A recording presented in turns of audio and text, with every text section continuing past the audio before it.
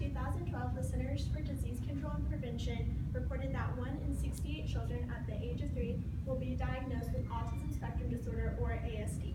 The CDC also found that boys are 4.5 times more likely to be diagnosed with ASD than girls. ASD is a developmental disability that affects a child's social, communicational, and behavioral abilities. ASD can also lead to difficulties within social situations, within the family, and within the school environment for that child.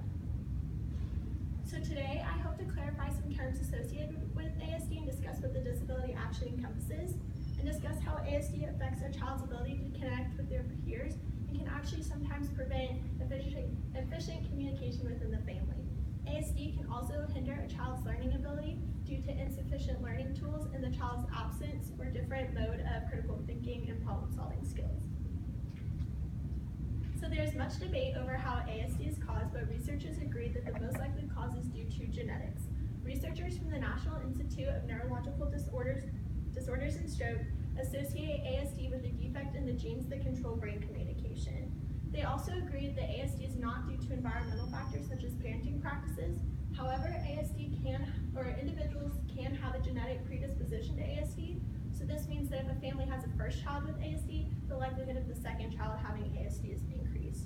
So ASD refers to a wide range of symptoms and levels of disability, and these symptoms can appear in early age and persist throughout adulthood. However, the CDC says that ASD cannot be diagnosed until age 3. So the NINDS actually listed some common symptoms of ASD, and I want to share these with you all. This includes rare eye contact, repetitive movement such as rocking and flapping, and overly intent focus on a certain subject, object, or concept.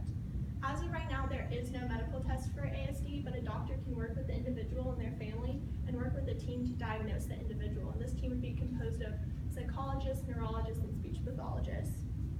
There is no cure for ASD, but there are several therapies and behavioral modifications that can be introduced to help the individual. So earlier intervention has proven to be the most effective to improve social and language development. Family counseling can also be introduced to help the family effectively or more effectively care for their child with ASD. And medications can also be used to help alleviate some of the effects such as OCD or depression. So now that I've introduced and clarified some terms associated with ASD, I want to move on to how ASD affects a child's ability to establish social connections with their peers and their family. So ASD has a wide range of severity, and due to this severity, it affects how limited an individual's social abilities are. So children who have ASD typically are self-absorbed in an unintentional and non-negative way in their private world.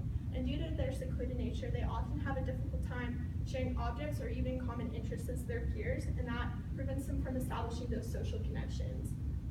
According to the National Institute of Deafness and Other Communication Disorders, approximately 10% of children with ASD have narrow interest in special abilities, and this is due to their overly intent focus on that certain concept or object or interest. So this can range from excelling at a class or playing a musical interest, or really whatever instrument or whatever they're interested in.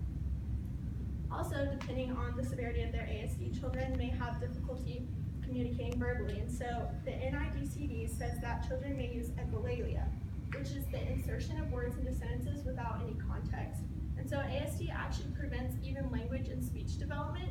So children with ASD typically absorb a lot of information really quickly, but they can't establish connections between that information that they just learned.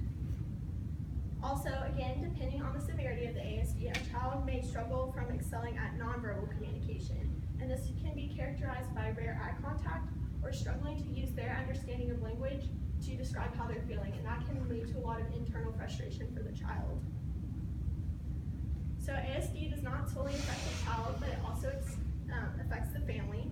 So according to editor Chantel Kira for Family Therapy magazine, the divorce rate is in the 80% range of families who have children with ASD.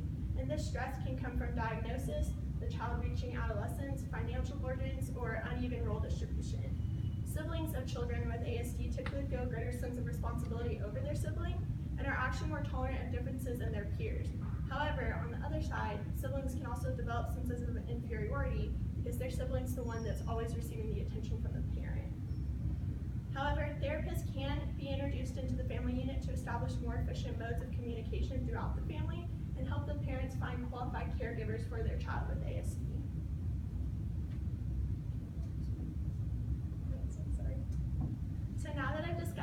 communication deficits affect the child with ASD in their social and familial relationships, I want to move on to how it applies to their educational life.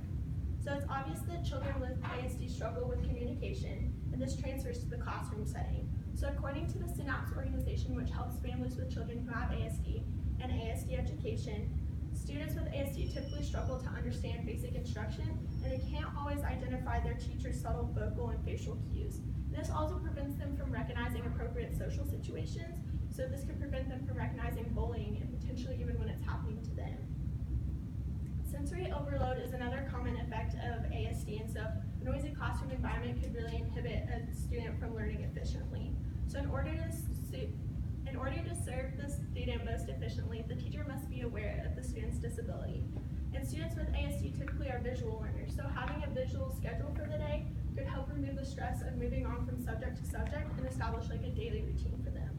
Working with other students could also offer a positive and constructive peer environment, and potentially working with the teacher's aide could offer that individualized instruction for the student. So today, I basically introduced what autism spectrum disorder is and how it affects a child's social, familial, and educational life. And the scenarios I presented today in no way define every individual who has ASD, but it was more to offer insight onto how ASD can affect a child's life in such a developmentally important time, and why certain situations are difficult for that child. Thank you.